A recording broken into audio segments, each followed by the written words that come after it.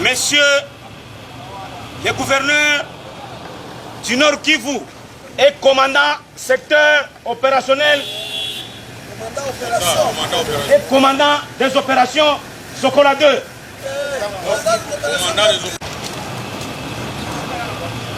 Messieurs les gouverneurs du Nord Kivu et commandant secteur opérationnel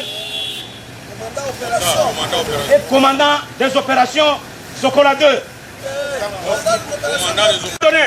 Est rangé pour vous accueillir et vous rendre les honneurs à l'occasion de votre visite de travail sur l'axe Goma-Kalengera. Je vous invite à passer je vous invite dans la salle de réunion les commandants de détachement et les commandants des 113e bataillon, les majors Kongolo Mamasimba Aboubakar. Adonné est rangé pour vous accueillir et vous rendre les honneurs à l'occasion de votre visite de travail sur l'axe Goma-Kalengera. Je vous invite à passer je vous invite dans la salle de réunion les commandants de détachement et les commandants des 113e bataillon, les majors Kongolo Mamasimba Aboubakar.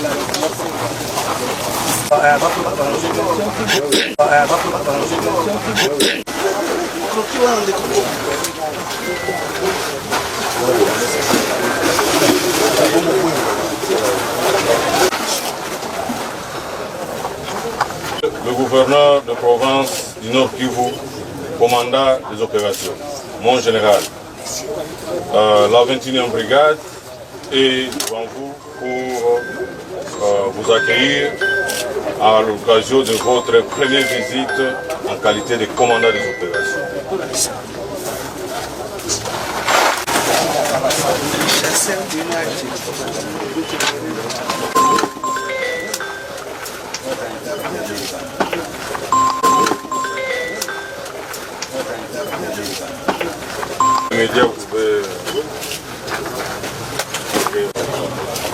Monsieur le gouverneur de province, commandant des opérations, messieurs les commandants secteur opération,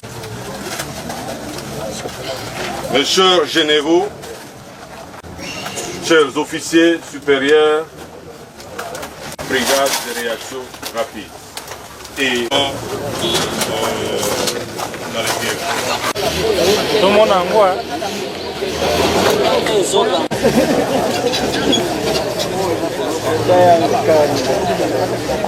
Kamera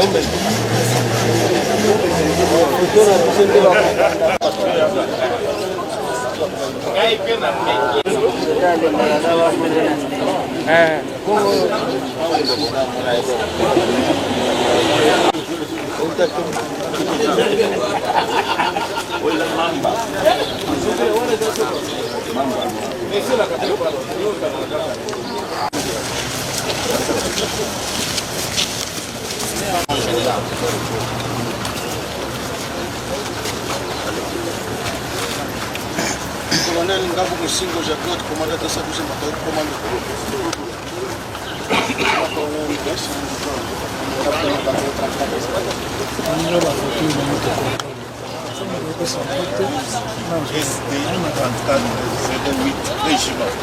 Bienvenue mon général.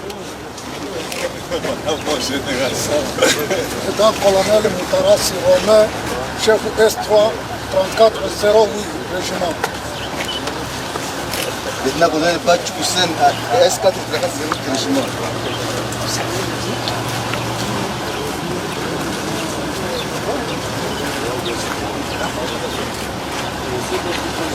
Major Mounia Lupon, chimie.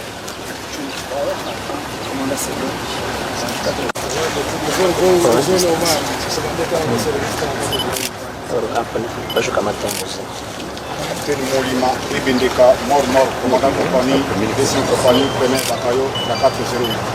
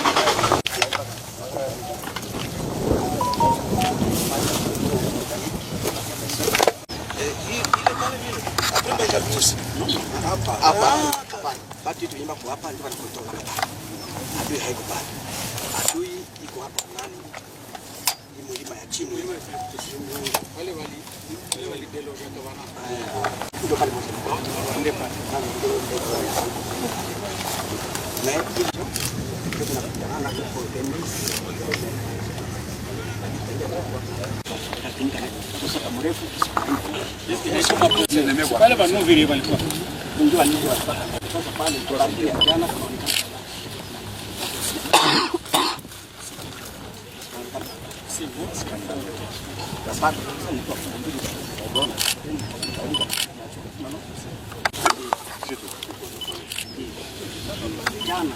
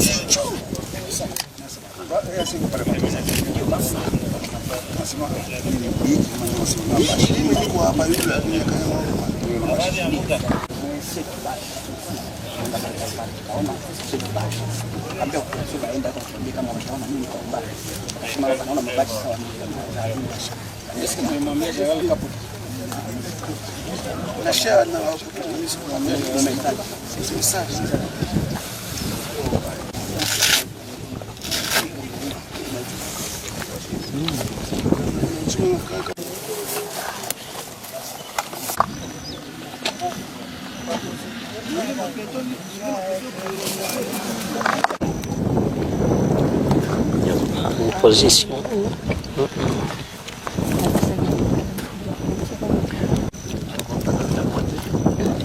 Tiku. Yulu. Tuko. Ah, tiku le yulu.